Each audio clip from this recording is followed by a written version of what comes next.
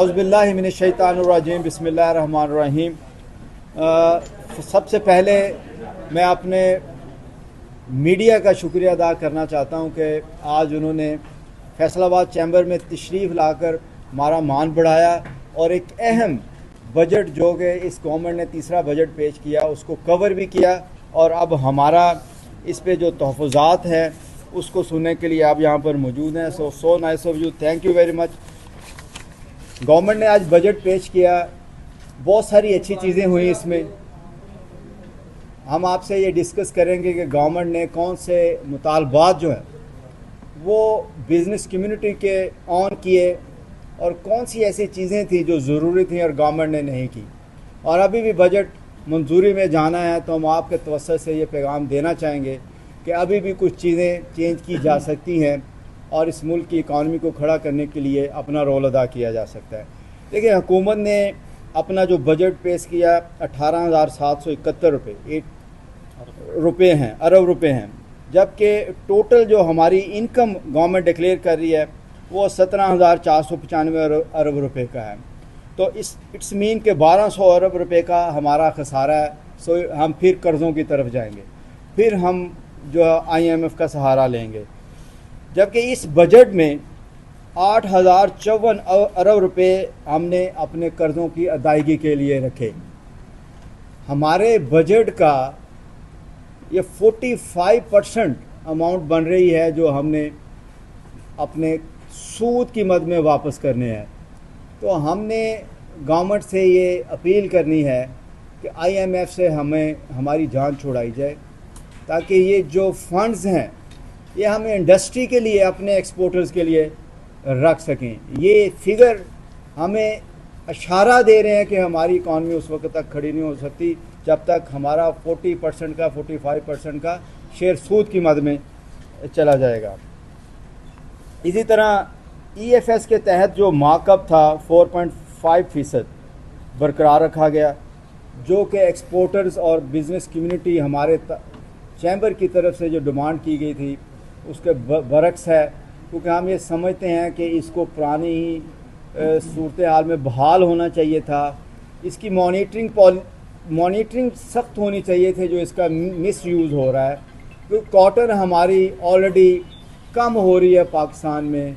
तो हमने अगर फिर कॉटन को भी इंपोर्ट ही करना है तो फिर हमने अपने रॉ मटेरियल महंगे ही ख़रीदने हैं, तो फिर हमने अपनी एक्सपोर्ट कैसे बढ़ानी है। असल मुद्दा हमारा है अपनी इकॉनमी को खड़ा करने का कि हमने अपनी एक्सपोर्ट बढ़ानी है। एक्सपोर्ट को बढ़ाने के लिए इलेक्ट्रिसिटी का हमारा मुतालबा था, हमें इस बजट में कुछ नज़र नहीं आया। हमें एक्सपोर्ट को बढ़ाने के लिए ईज़ ऑफ डूइंग की बात की गई थी, हमें वन विंडो ऑपरेशन की कोई बात नज़र नहीं आई। हमने ईज़ ऑफ डूइंग बिज़नेस की बात में गवर्नमेंट से रिक्वेस्ट की थी कि हमें हमारे एक्सपोर्टर्स के जो रिफ़ंड हैं वेल ऑन टाइम वापस किए जाएं। हमें इसमें कोई बात नज़र नहीं आई कि जो हम डिमांड कर रहे थे कि 72 आवर में रिफ़ंड्स जो हैं वो वापस किए जाएंगे और गवर्नमेंट हमें ये खुशखबरी सुनाएगी कि हम इस बजट में फ़ंड्स रख के आपको आपका पैसा वापस करेंगे ताकि आप अपनी एक्सपोर्ट बढ़ा सकें। हमारी गवर्नमेंट से डिमांड थी कि हमें जो टेक्सटाइल सेक्टर पे, कन्फेक्शनरी सेक्टर पे कैपिंग है उसको 12% पे और 10% पे इसको डेफर कर दिया जाता है 4-5% पे। इसको एक्चुअल पोजीशन में वापस लेके आया जाए। पूरा रिफंड जो है वो वापस किया जाए, कैपिंग को ख़त्म किया जाए।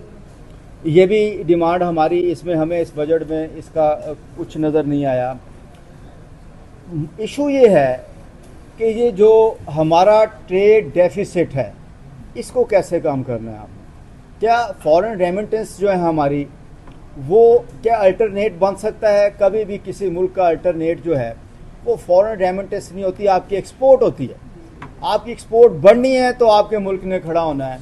तो आपने वो जो तमाम चीज़ें हमने कही थी, एक और मैं ऑनेस्टली स्पीकिंग बात करूं, ऑनरेबल फाइनेंस मिनिस्टर साहब ने कहा कि हमने 2% से एडवांस टैक्स को 1.25 कर दिया।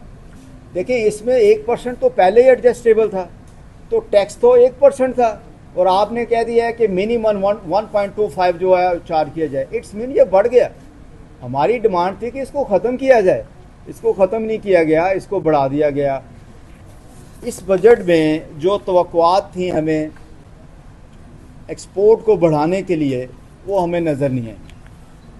मैं ये मुतालबा करूँगा आपके तवज्जो से कि अभी भी वक्त है, बजट की मंजूरी होनी है।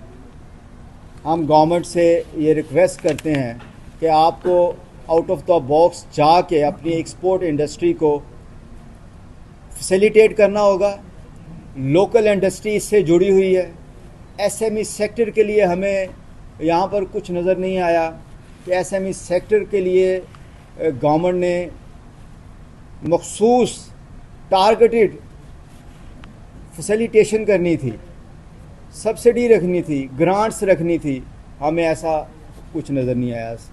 आपकी एसएमई सेक्टर जब तक फ्लरिश नहीं होगी, आपका लार्ज स्केल सेक्टर अकेला आपकी एक्सपोर्ट को बढ़ा नहीं सकता।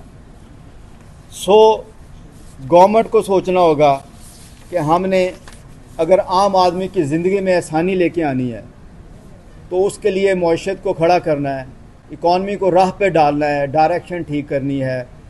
हमें पेट्रोल की लेवी जो हमने डिमांड की थी कि गवर्नमेंट 150 रुपये लेवी ले रही है, हमें ये कम होती हुई नज़र आ रही थी। दुनिया के किसी मुल्क ने इतनी लेवी नहीं है जितनी पाकिस्तान में है, हमें उसमें रिलीफ नज़र नहीं आया। ये भी हम तवक्को कर रहे थे। हमें गैस के लिए कोई गवर्नमेंट की प्लानिंग नज़र नहीं आई कि गवर्नमेंट इंडस्ट्री को किस तरह गैस में रिलीफ देगी या उनके लिए विन विन पोजीशन क्रिएट करेगी। देखें, यहाँ पर हमारे हमसाया ममालिक ने टारगेटेड सब्सिडी दी, लेकिन हम तो गवर्नमेंट से कहते हैं कि अगर आप हमें सब्सिडी नहीं दे सकते तो हमें एक खेलने के लिए ऐसा मैदान दे दें जो हमारे कंपटीटर के पास है, ताकि हम अपने पाँव पे खड़े होकर इस मुल्क को खड़ा कर सकें। ना दें हमें सब्सिडी, दूसरे मुल्कों ने दी है। यहाँ पर ये आलम है कि यहाँ पर आपका बिस्किट की, अगर मैं कन्फेक्शनरी की बात करूँ तो वो इंडिया से बनवा कर एक्सपोर्ट किया जा रहा है अपना लोगो लगा के, बिकॉज ऑफ जब पाकिस्तान में बनाते हैं तो वो हमें महंगा पड़ता है। हमें ये तवक्को थी कि आप कन्फेक्शनरी पे जो 18 रुपये केजी का इजाफी टैक्स ले रहे हैं उसको कम करेंगे, उसको ख़त्म करेंगे, ताकि टैक्स रजिस्टर्ड लोग जो हैं उनको हौसला मिले, और जो टैक्स नेट में नहीं है उनको भी जब आप सस्ती शुगर मिलेगी तो उनका तो हौसला अफजाई होगी। तो हमें उनको डिस्करेज करना था, ये 18 रुपये केजी का इजाफी टैक्स ख़त्म करना था। ये नहीं हुआ।